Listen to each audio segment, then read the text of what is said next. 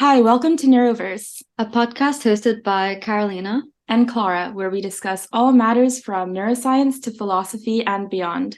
In today's episode, we're joined with a special guest, Dr. Àlex Gómez-Marín, who is a group leader in the Institut de Neurociencias de Alicante in Spain, and the group is the Behavior of Organisms Laboratory. Welcome to our podcast, Dr. Àlex. Thank you so much for joining us. I'm happy to be with you. Thank you for inviting me. So we'd like to start off with asking you what you would like to discuss on today's episode, Àlex. Well, that's a dangerous question because I'm interested in so many things that we could go anywhere from neuroscience as it is practiced to more theoretical or philosophical issues. And then we could even take off to political and sociological issues that in turn frame what we do as neuroscientists. But in a way, they're all related. As a friend of mine told me once, well, Àlex, you're doing all those things and they look like random dots in the sky. Where's the line? And I didn't know what to say, but then I realized, well, maybe it's a constellation, right? So all these random things we can talk about perhaps will form a constellation at the end. Should we start off with talking about a subject that I know you're quite passionate about, and about the multidisciplinary approaches to neuroscience and their importance? And given especially your physics background, because as I'm aware, you hold a PhD in theoretical physics and then slowly moved into biology. Do you want to speak a little bit about that transition and the importance of approaching neuroscience through different lenses? Sure. I was, maybe still am, a physicist, a theoretical physicist.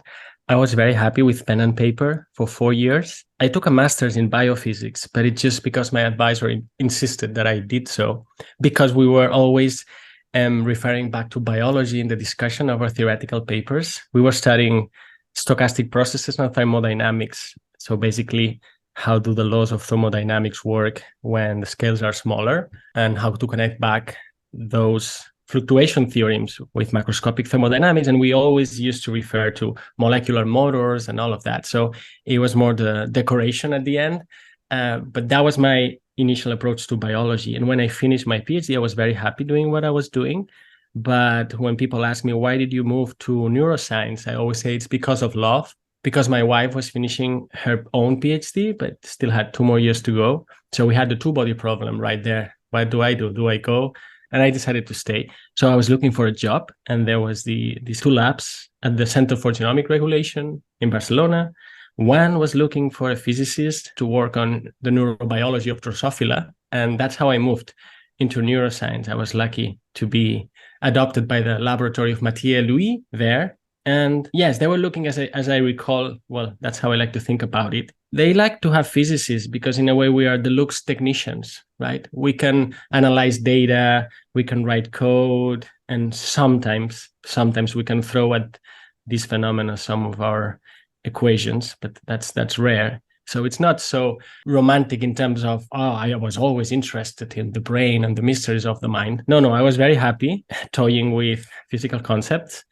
So that's how I started in neuroscience. We've done an episode on and talked a lot about in our podcast about different scales of understanding in neuroscience, because it involves so many levels, like the molecular, cellular, circuit, and behavioral. And then we also talked in this episode, Planes of Scientific Understanding, about how like Carolina's background in biochemistry versus my background in neuroscience has shaped kind of how we approach thinking about the brain. So how did you find your perspective change when you kind of shifted more into the biological world? And did you find it easier to see the world through a specific lens? Yes. I always felt I was in a foreign land, and I was. It's beginning with the language we use, right? And that's the blessing and the burden of transdisciplinary research, that, for instance, when I say a model, it's not the same thing that when a biologist, let's say, says a model, like mathematical model organism, what are we talking about, right? And so already language is different. The interests are different. You could even say the values, if we get a bit transcendental here, the values of understanding are different across different disciplines. Maybe as a physicist, and I'm generalizing, of course, but we would seek simplicity, maybe distilled in equations if possible.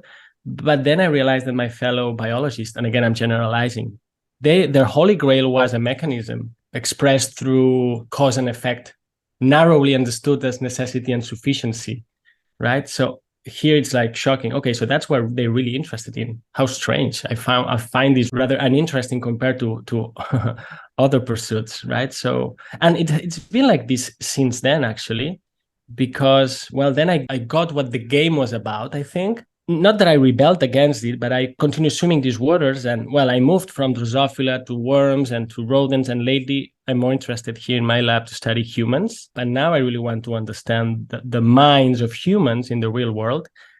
But since I left my comfortable physicist cave, let's say, it always feel I'm globe-trotting, right? Like going to different countries. And that's what I was saying. I'm not sure I'm a physicist anymore, but am I I'm a biologist? Well, yes, because I'm interested really in what living organisms are, but I'm not a biologist either. Am I a neuroscientist? Well, yes, because I'm a professor at the Neuroscience Institute, right? But I'm not so obsessed about the brain. So what am I? I do theory, I do, but sometimes I don't use equations. Is that theoretical biology or is it philosophy? Well, and when I do philosophy, well, philosophers say it's not philosophy, right? So, so well, that's fine. But it's how it feels. It's how it feels. Yeah, I definitely relate to what you were saying about how neuroscientists have their own rules. And it's like, well, okay, that's an interesting way to think about it, because coming from biochemistry, even though it's still a biological science, it was very much like structure-function relationships. It was very structural. And as we spoke about in that episode with neuroscience, you not only have, the protein structures, the molecular, cellular level of things, but you also have the circuit dynamics and you have the behavior and potentially philosophy and consciousness, and it's all of these different perspectives merged into one single field. And I definitely relate to your sentiment of wanting to rebelling and like, no, but these are the rules I know of and this works and it makes sense in my head. And you use the word language, which I find very interesting also, because we also did an episode on philosophy of color where we discussed Wittgenstein, and he's obviously very famous for his language games. And so much in life and in science is simply about language and misunderstanding and trying to communicate with each other. Yes, indeed. I would say, I think, and I'm a physicist, right? But I would say reality is made of language more than it's made of atoms and molecules, at least our human reality. Along that note of languages, it's funny because I remember distinctly we were having this conversation. It was when we were writing our master's thesis together and we were complaining about, oh, but what does this mean? Like, so what if we've shown that this circuit works in this way? Like, can we really infer the behavior from this? And then we were talking about the like biochemistry versus neuroscience as languages. And I remember you're like, yeah, but you speak neuroscience. I don't speak neuroscience. So yes, this concept of language for sure. Like how they say maths is a language. It's the same for scientific disciplines, I think. Yeah. Or any discipline. Yes. It's like we can read music, right? Yeah. We can read music, but then this needs to go back and forth, right? I still have in me this kind of split personality like Gollum and Smeagol, from the Lord of the Rings. And one says, well, look at them. They don't know maths. They don't know maths. But then the other says, but you don't know biology. So as a physicist or as a computer scientist, we may be able to do really impressive, let's say, analysis of big data, dimensionality reduction, and all of that. I mean, I've done all of that and it's great. But as I joke, sometimes we don't care whether we're analyzing a mouse or a house. It's like, well, it's just, that's the muscle we can do. We can do things with data, right? But this has to be embedded within proper biology. So it's a commute. It goes both ways. Otherwise, it's not really biology. It's like applied computer science to some problem that happens to be a living or thinking organism. So in a way, it's a plea for proper biology as the study of living organisms, and also thinking again what that means, what it means to have a living organism as opposed to an inert one, which is what physics excels at, plus what it means to have a thinking organism. And here comes the 4-letter word mind, which we seem to take for granted, as if neuroscience is kind of glorified psychology in the 21st century. Plus, and this is interesting, there's these trends today where people are saying, well, and let's get rid of all these psychological constructs and just work with dynamical systems that you were mentioning, which is interesting, but maybe too much, So it's like a strange pendulum. Yeah, I feel very strongly against the stance of, eradicating psychological terms and simply using neuroscientific terms to explain psychological phenomena, which the two are very much needed in order to have an understanding of both the mind and the brain. And I think we need to be aware that there's an epistemological gap between the two. And me personally, I think eliminative materialism is far too radical, in my opinion. Yeah, I wanted to ask as well about your beliefs on reductionism, because as you explained your journey through science, it seems like you kind of moved away from reductionism because you moved towards like more complex systems. Because you mentioned the brain and neuroscience, and now your lab wants to study the human mind, which to many people can be completely dissociable things.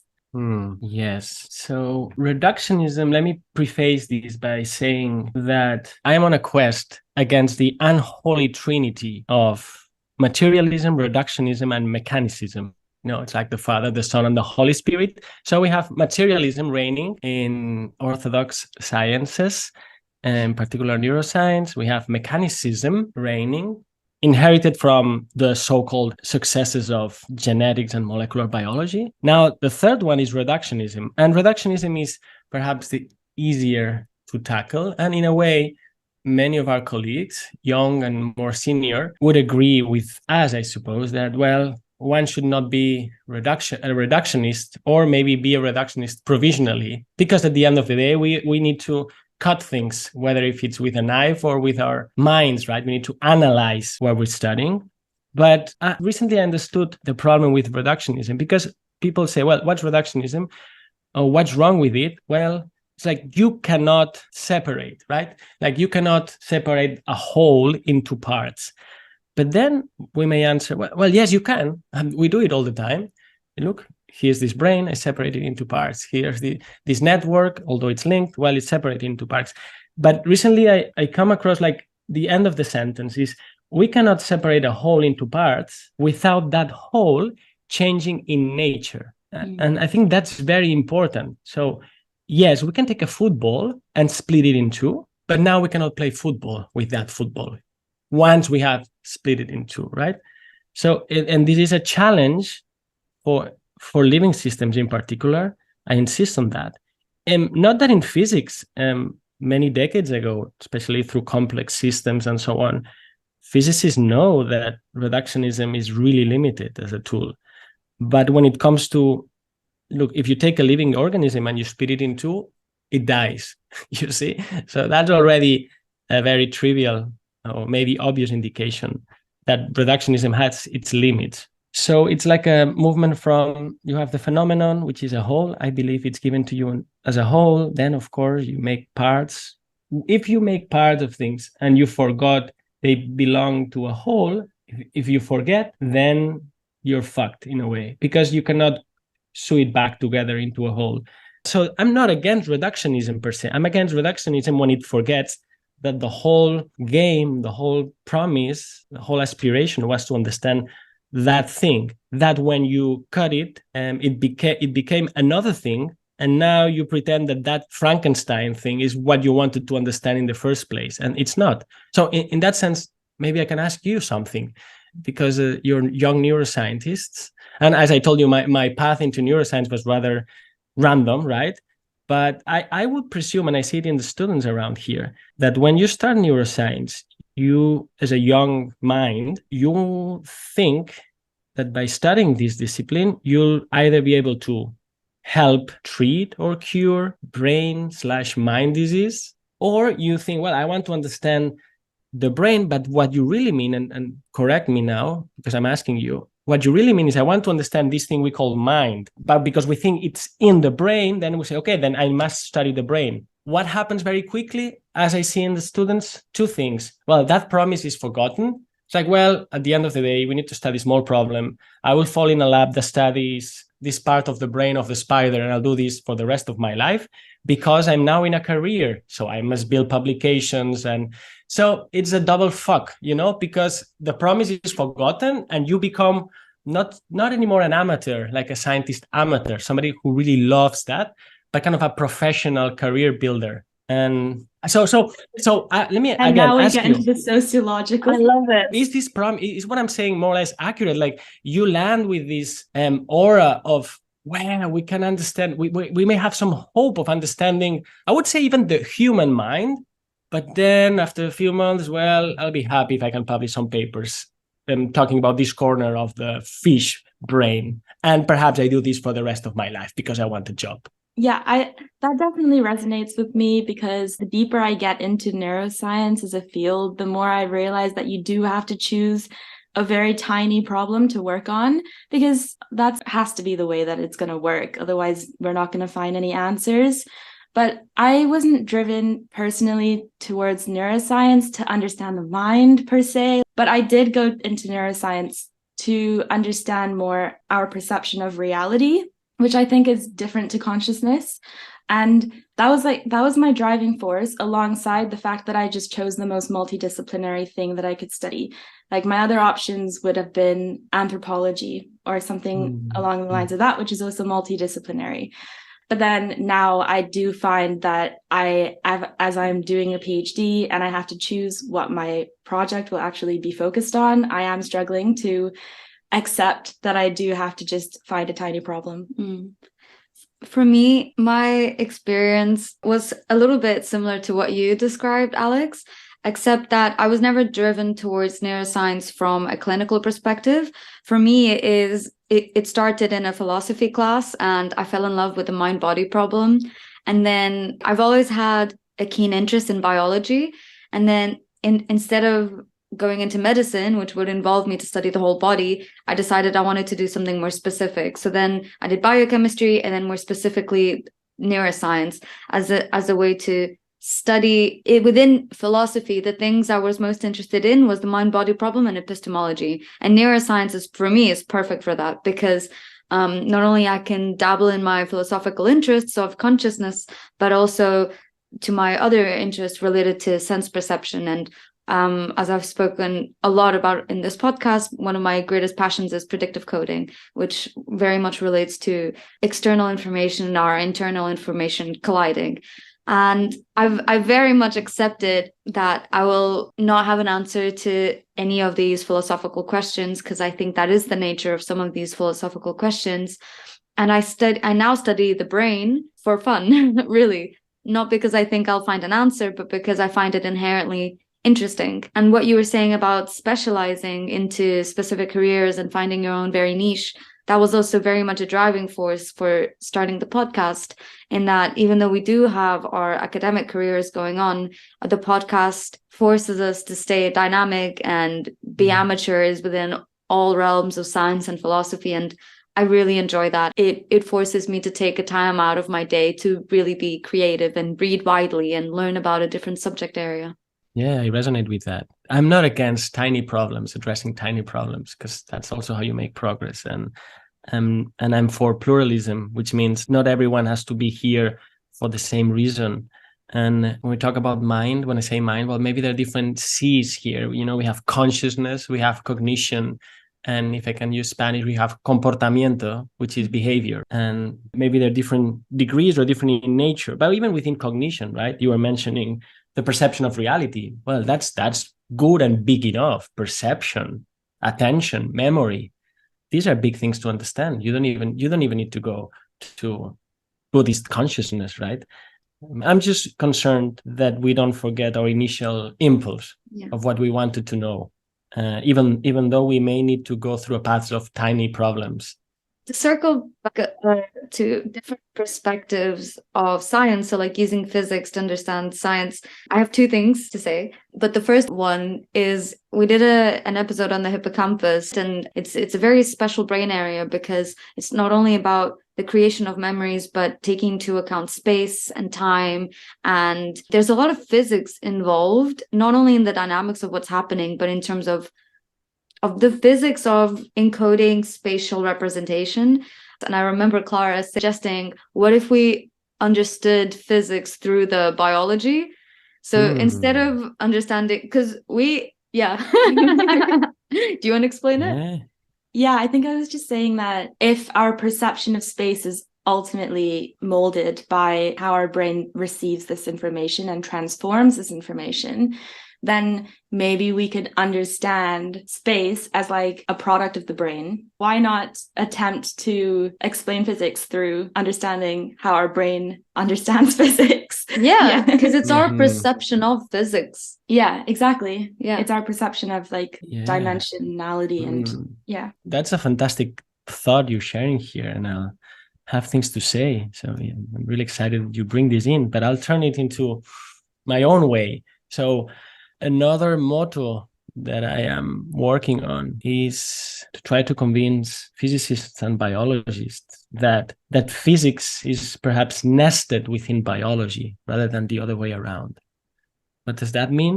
Well, we physicists are arrogant in thinking, well, we know these laws of nature. We can write all these equations maybe in 1 or 2 pages. And that the rest is just, byproduct. And so in a way, that's how I approach biology when I started. Well, biology may be this kind of peculiar, limit case where physics has to do with energies of the order of kBt, which is Boltzmann constant, basically thermodynamics. And so then that's the arrogance. It's going to be the application of what we know as physics to now this problem that happens to be living organisms. But as great theoretical biologists of this century that are never studied anywhere, like Kurt Goldstein, George Canguilhem, and others, which probably you haven't heard of, but if you have, I'm so happy to hear. Well, that's proper theoretical biology. So I'm all for the idea that it's like a theory of life and needs to be grounded in life itself. The problem, so that comes the bad news. The problem is when we speak of biology in this strange way, as if it was this kind of echo of the physics envy our grandparents had when they were, baffled by what physicists could do in quantum mechanics and relativity and so on. And then molecular biology took off. And in a way, I would say they copied some things from physics, but perhaps they copied some bad habits too. So what am I trying to say? When we speak about biology, when you say biology, and I hear all this mechanism talk and all these dynamical systems talk, yeah, that's all great. But where's the life of biologos? Where's the life in it? So in a way, it's again a kind of physics. So I would agree with the main proposition. Yes, let's put life biology at the center. But now if we do it with a kind of a surrogate biology, that's again a kind of physics 2.0, right? Well, I'm not sure we're making a lot of progress. So if biology is becoming almost like a physics 2.0, and you believe we aren't acknowledging the life in biology and that we're making it incredibly reductive to the point that it's physics, then how do you propose that we investigate the mind or the life? Because from my perspective it's very philosophical, and so perhaps you may find it quite defeatist, but I've kind of accepted that the nature of these problems is that they are unanswerable. The hard problem of consciousness, the gap in solipsism and epistemology is one that you can just never cross. And so if we can't investigate it through physics, chemistry, biological means, and we also can't through philosophy, then what's left? No, I think we can and we should through all of those, right? But to put some examples here, well, what about agency? We see all living organisms, they appear to us as if they were agents. We feel our own lives from the inside, if we can use the inside and the outside, as we're agents. But where's the theory of agency in biology? No, then we just say, well, it's kind of sophisticated inertial systems, right? They don't really want to do anything. Things just happen to happen, right? So here's an example of where we pretend we're studying life, but then we go back to notions inherited from physics that work well, but also that physicists many decades, even centuries ago, started questioning. Another example is purpose. We have purposes. Well, cybernetics, for instance, try to do the magic trick. Well, what about feedback loops, thermostats, and these kind of robots that would do things? We build and study robots here in the lab. It's useful. But am I going to pay for purpose and get a feedback mechanism? It's not a good deal. Another one would be meaning. Meaning. Well, we have exchanged meaning. We've traded off for information, which is amazing. I mean, in my PhD, I was all the time using notions of information theory, right? Shannon and the Kullback-Leiber divergence and all of that. Well, but information is not meaning. So there are all these little gaps. It doesn't need to be the mind, matter, or body, soul, or consciousness, brain gap. We have these relevant gaps, like how do you go from information to meaning, from inertia to agency? And this has to do with what you said a few minutes ago. I think we cannot go from information to meaning. We can go from meaning to information. So it's like we need to kind of flip it over and say, if we start at the right place, maybe we can bridge the gap. But let's stop pretending that adding more feedback loops, more recurrent loops, or making more sophisticated information measures, let's say, will get to these other islands at the other side. And the same is true, I think, with mind. Sure, let's study all the brain processes we want and neurotransmitters and whatever you wish. But please do not pretend that by doing this forever, somehow magically we'll get to the mind. And then, well, then this creates reactions in people. Some people say, well, what do you mean by mind? And I say, what do you mean by mean? And then we stop the conversation. Or people say, well, mind doesn't exist. Or people say, well, this is promissory materialism. Give us enough money, we'll build enough tools, and we'll figure it out. And they say, like the Human Brain Project, sorry, listeners, well, we'll do it in, let's say, 10 years, because a decade is something cool to say. Well, it's this year, 2023, I think it's the anniversary. Happy 10th anniversary, Human Brain Project. How are you doing with this amazing simulation? Well, some scientists wrote a letter and the thing got derailed. We would have gotten there. Give us 10 more years. And if it's not 10, well, people say 50. They don't really care. Like, well, you'll be dead. We'll figure it out. So I get a bit, as you can see, heated up with this, because let's stop these promises, which are rather dull. I think the moment you scratch a little bit and ask about the presuppositions of why this is going to work, and maybe try another route, which has been tried. This has been all along in philosophy, when it was working together with science. It was the same thing in the 19th century. And as I was saying, they're great figures in the 20th century, but we don't study them anymore. I found it especially interesting when you said the exchange of information from information to meaning versus from meaning to information. So do you think that perhaps as humans, we are limited, or we're blindsided by only researching what we find has meaning, and therefore there's so much information out there that we haven't bothered to look at just because we don't associate meaning with it? Let's see if I understand your point. I think the problem is that as humans, we choose what we want to study based on what serves us or what interests us and what we find meaningful. But like the fact that there is so much attention to how our brains work, because we think that it defines everything about consciousness and reality. Yeah. I think we discussed this in the episode with Lisa on quantum physics. Yeah, we were discussing with Lisa how you're always part of the system that you're studying. And so you're there for interfering with that system. But then we were saying that we always end up studying things that we are part of. And that therefore we are always interfering with the things that we study. But that also makes sense, because why would we study something that doesn't involve us? Oh, yes, that's wonderful. And I'm not sure that's what happens in the lab, or if it happens, I'm not sure that's what we write in our papers. And if we do, I'm not sure that's what we tell the general media when we say, well, this has been found in such an objective way, experts say. You see what I mean? Yes, we're part of a system, and this goes back to the parts and wholes and fragments and reductionism. There's kind of this meta-reductionism where we pretend we're not there, which is, I call it the yoga of objectivity. If you do yoga, well, it's not in 2 weekends that you'll get it. You need to practice for many years. Well, the same as a scientist, right? And we teach us for many years, we need to be objective, and we need to be objective, and you need to use these tools, and you need to do statistics, and you please don't project your dull anthropomorphism, right? Your notions onto these things. But can we really? I mean, as you're saying, we're part of this system, right? So if we're studying a rat in a cage, well, maybe the rat didn't see us. So in a way, maybe we're not there. But we nevertheless decided the design of the cage, and we have some hypotheses that we want to test. We have some presuppositions as what is worth testing, or what makes sense for us, what's meaningful. Like some people have done, in a way you could say, science on scientists themselves. Or you were mentioning before anthropology, or we could even say sociology, where Bruno Latour, who was this French philosopher / sociologist who died last year, well, I think he went to California to this lab and studied how scientists affect that miracle in labs, whereby you bring in all these economical resources.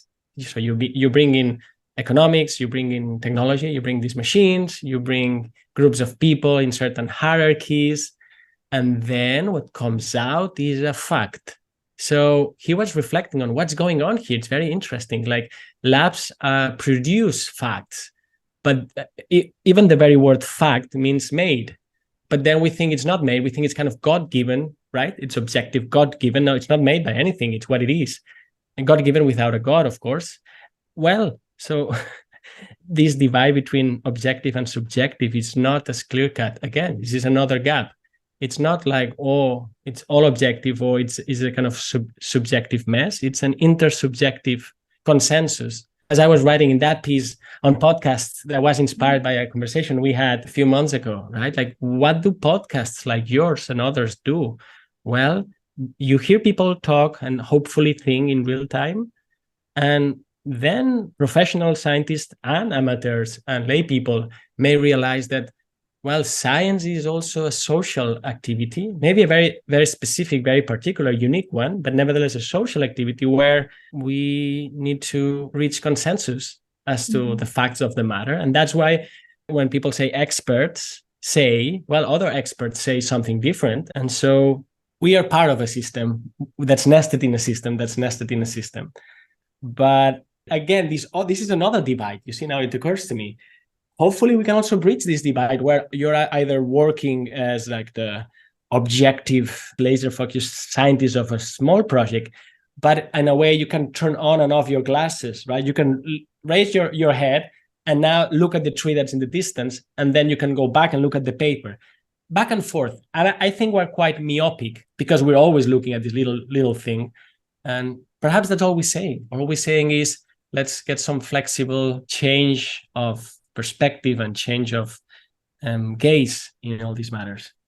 Yeah, I definitely agree. And I think the greatest thing I've learned through my so far short journey of being a scientist has been that science isn't ground truth.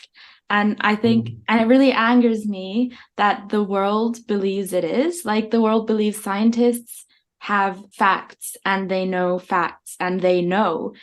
But science is just a way of perceiving the world through a specific lens until it makes sense. Yeah, but I do think we need to take it with a pinch of salt, because things get disproved all the time. But there are certain things that are very much set in stone. And I think that, we need to take into account the fact that medically we've made so much progress. So clearly, like, the science is working. Although, sometimes what does happen is it does work, but we don't know how. Yeah, like with medicine, that most of the time we don't know the mechanisms, for example, for many drugs, but it doesn't matter because as long as it works. So it's for the output, the function. Yeah. So it just reminds us that in terms of medicine, for example, is understanding the mechanism of how a drug works really that critical if we have a drug that works? Yeah, that's a good question.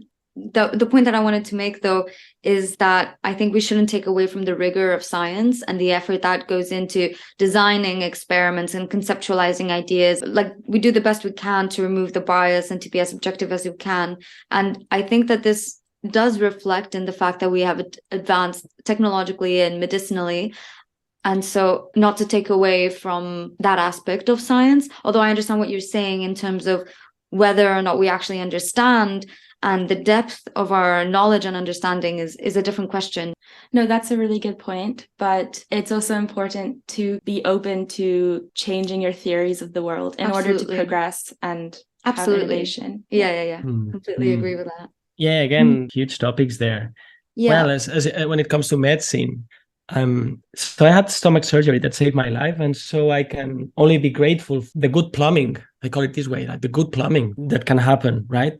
But apart from success stories in medicine, there's also a dark side of the moon. We all know that. Like they give me something to protect my stomach, for instance, then, well, this is the specialist that deals with the stomach. And she doesn't care or could not care or doesn't have time to care about what that's going to do to my liver. So maybe I need to go and see the liver specialist. And this happens all the time.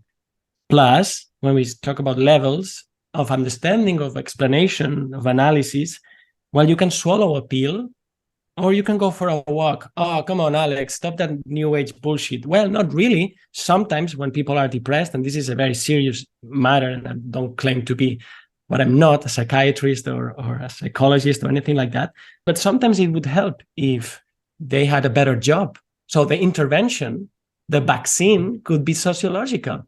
Could be, let's improve these conditions. Let's help single mothers. Let's have a better life. Let's live in more beautiful cities. Not swallow yet another pill for the rest of your life. Maybe you need to do that as well.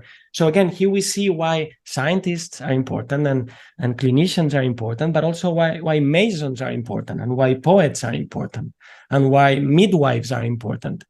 So again, my only but big critique is that as scientists, we are becoming a kind of secular priests. We're the new priests. And that feels good, but doesn't end well.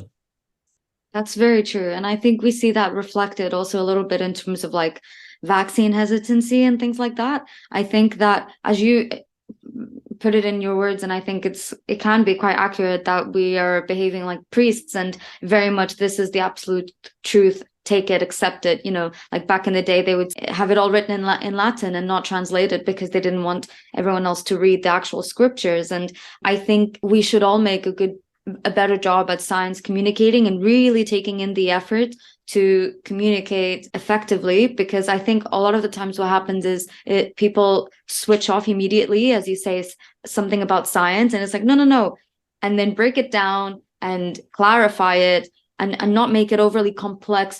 I just wanted to touch a little bit on the piece that you wrote about podcasts, which I thought was very beautifully written.